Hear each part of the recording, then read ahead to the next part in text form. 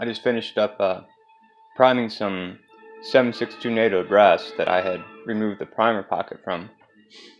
I attempted to use this thing here from RCBS, and it is useless. But the only thing it did for me was almost break the wood that has my press, mounted.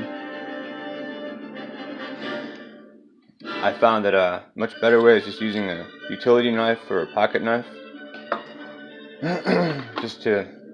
You stick the tip of it in there and you just move the blade around it a few times, because they crimp the primer pocket to keep the primer in there better.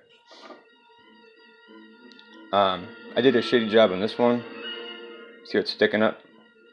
That was actually when I was using the primer pocket tool from RCBS. The phone's not picking it up very well, but it's not flush. These ones here, you can kind of see it's a little more shiny right above the primer.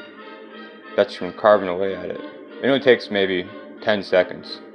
It's an annoying step because you got to deprime the brass and then do that and then prime it afterwards, and usually that's just one step.